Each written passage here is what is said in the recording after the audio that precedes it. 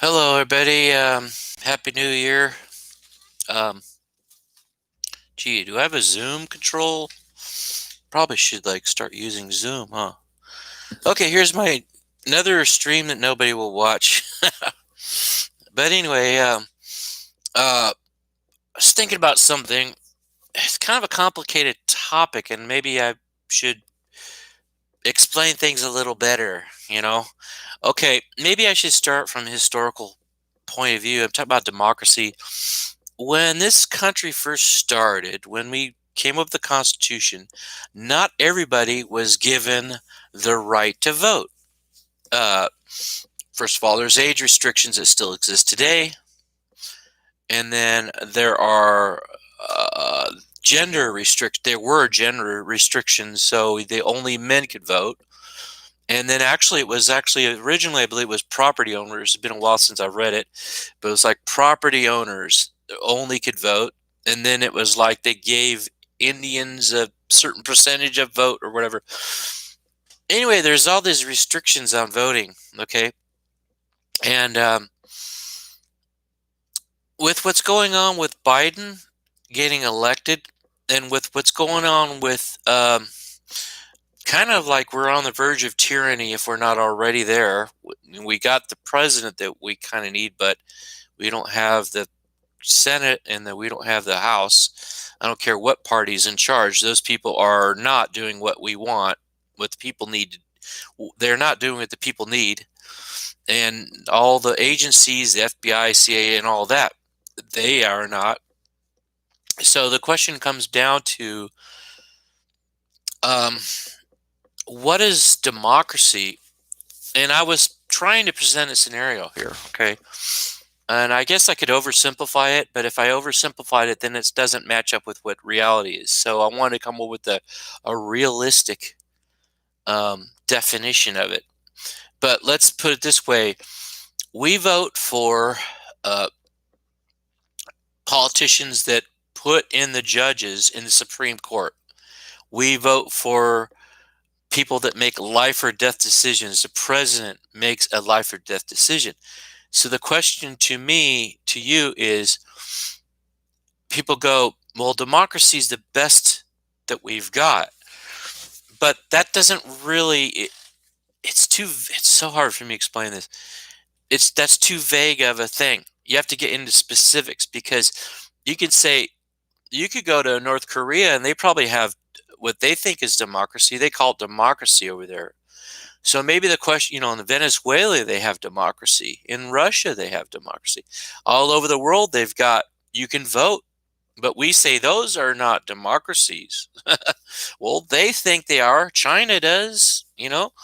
So I guess my question really is, and my question really has to do with at some point, democracy corrupts just like absolute power does. Like I read Animal Farm, and it was like kind of the book by George Orwell. Our Animal Farm was the concept was that power corrupts, absolute power corrupts.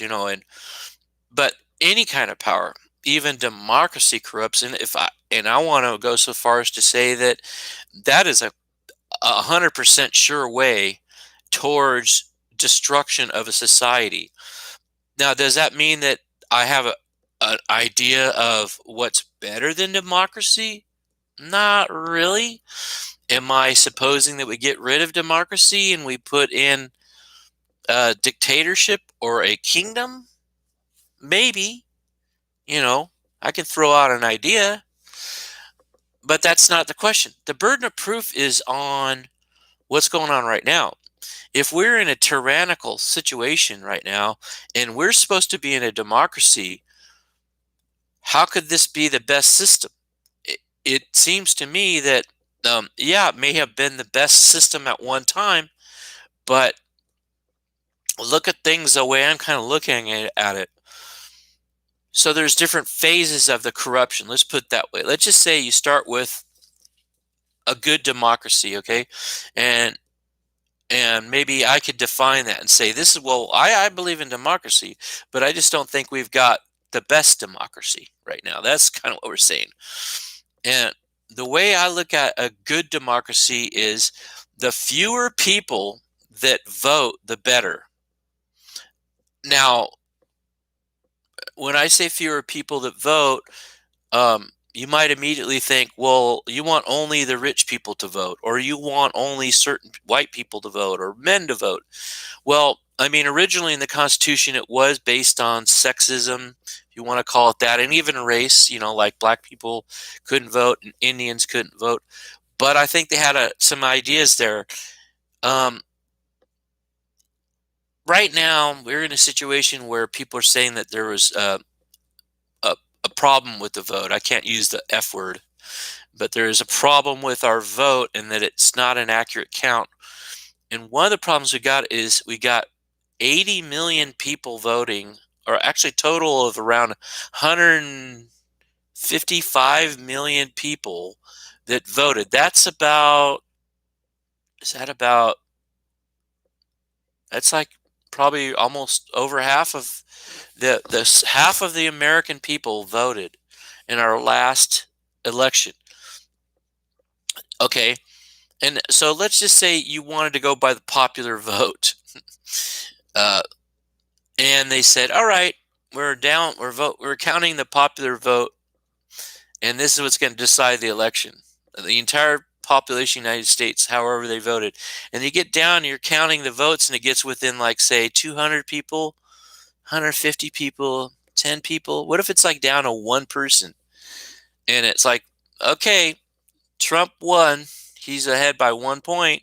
He's the winner. You think everybody's going to go, okay, we're good with that. They're going to go, wait a second, that's too close to call. We'll have to have a runoff election or something. We need to do something about that. And so that's the way I look at this kind of fiasco. It's like when you have that many people voting, how are you supposed to audit first of all, the popular vote of the United States? You can't, it's crazy. You have to have everybody vote again. What if it comes out real close again?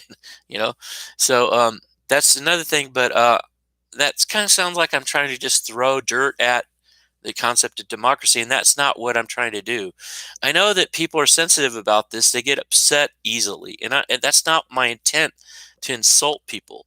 But I do want to insult people at the same time because, okay, if I'm not mistaken, we got this thing called a bell curve, and it goes like this, okay? And what it basically bell curve says is that there's a lot fewer people that are above the median intelligent quotient than there are below it. There's more people below the median IQ than there is above it. I think that's what it was. It's been a while since I looked at that. Let's just say that that was true, okay? And you say anybody can vote.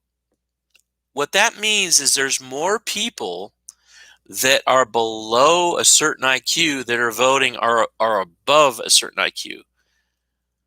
And so what you're saying is let the majority of the people who are mostly not all that smart, not the sharpest tool in the shed, make our decision, life and death decisions for us. See, so what I'm getting at, it doesn't add up. You have to have some kind of an ideology to blind yourself to the facts. So kind of get rid of your ideology for a minute. Just look at the cold, hard facts.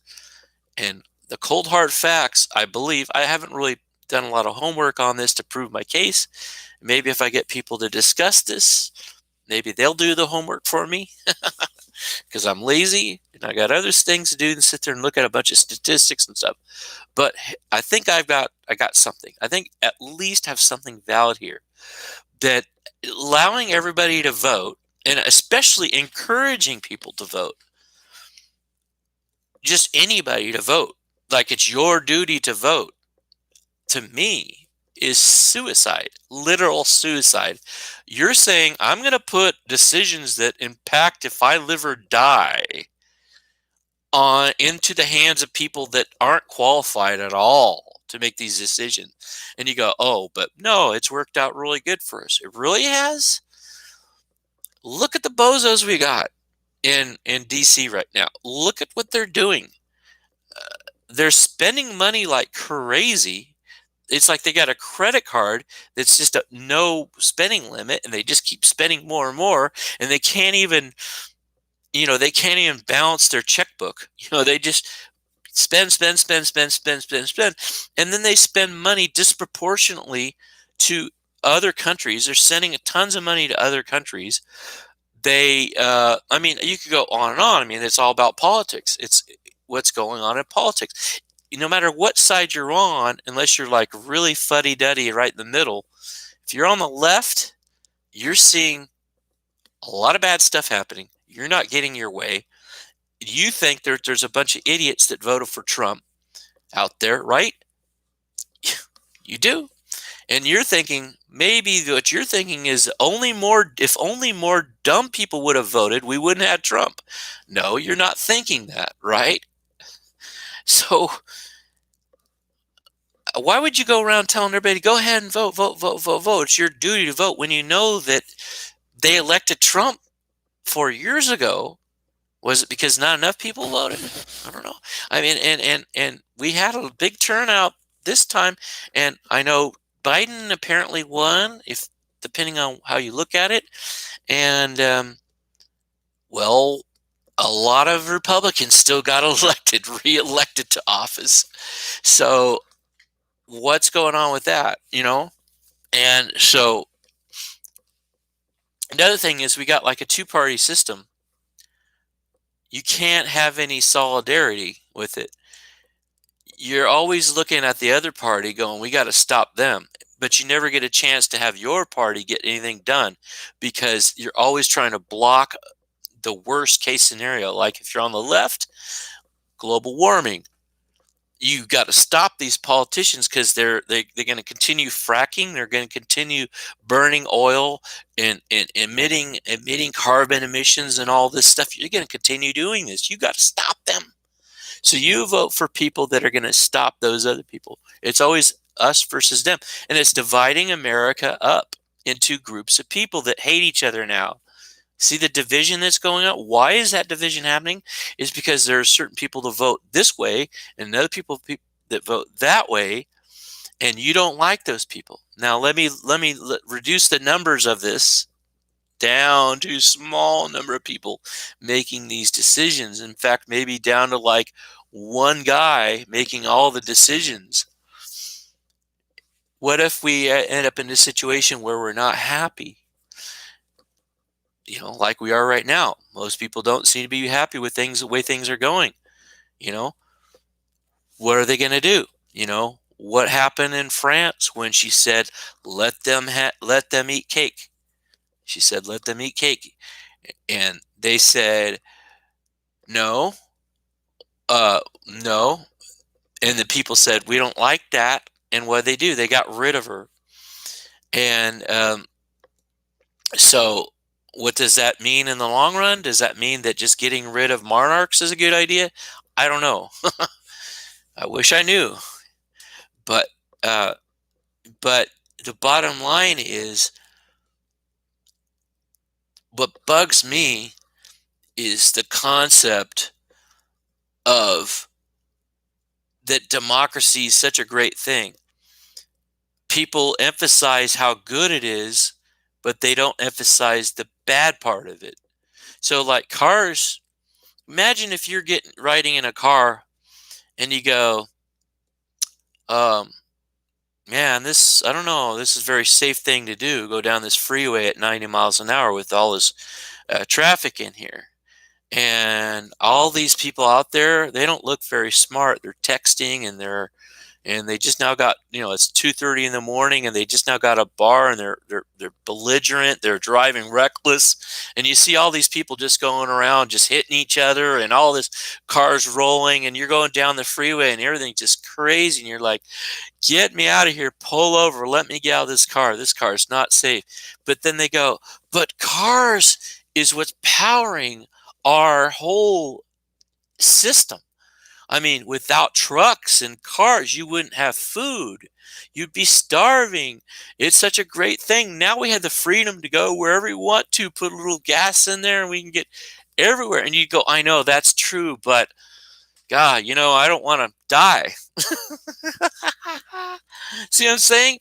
I mean, it's like, yeah, democracy's great, but I don't want to die. I'm trying to survive, and you assholes are voting the wrong way. And there's nothing I can do about it. Nothing. Nothing. Oh, yeah, be active in politics. Okay, then that would be a full-time job. So you're telling me I'd have to have a full-time job trying to convince people that are morons. We already know that, according to the bell curve. Trying to convince people that don't understand anything. They barely know how to tie their shoes, and they go out there and they screw up everything everywhere they go. And you're telling me, yeah, trying to convince all these people, that's a full-time job. It's not my job to go out and tell people, hey, you better vote for so and so, because it's not so smart. Oh, how about these people? I used to come from kind of a background. Actually, it was kind of silly. I used to be kind of like a libertarian, and it's such a silly joke. Libertarianism is so stupid. The whole party, it's dumb. Why is it dumb? Well, the ideology behind it is great. It's fantastic. Get the government out of our business. Let us do what we want to do. Let us be free. Not have the government intrude into everything in our lives. Let's not have the government spending a ton of money all the time. Sounds like a great idea to me. How come not everybody's buying into it? How come not everybody's libertarian? Because they're too damn busy trying to stop the Democrats from destroying the planet, or whatever party you're on, trying to stop the Republicans. I'm a Republican, and they're trying to stop the Democrats, trying to stop the Republicans, because we got to put our majority of people in there. It's a political game. That's why we can't. Nobody's all libertarians, and it makes sense. It's like you're wasting your time trying to get everybody to get on the same page as you and the same political party as you, when that's not the game. It's like you got a side game going on. So you can't get everybody on your side. There's no solidarity. You can't get everybody all of a sudden just wake up. There's all these different divisions are going on. And the worst thing, this is the worst thing about this whole mess that we're in, is all the dictatorships, Venezuela and all these dictatorships that I know of, as far as I know, they all have what they call voting. And it's fake voting in some places. Well, we got fake voting. I mean, we don't have real voting.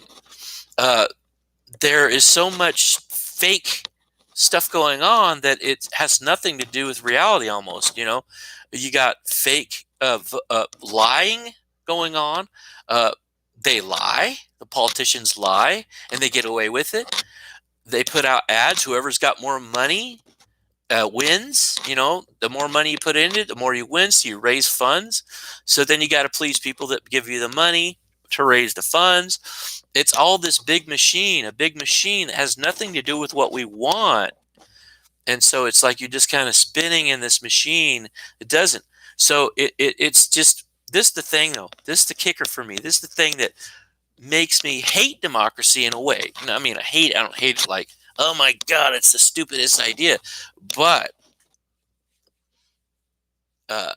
in the long run, democracy is a permanent destruction of freedom. It's a permanent way to make sure there is tyranny forever.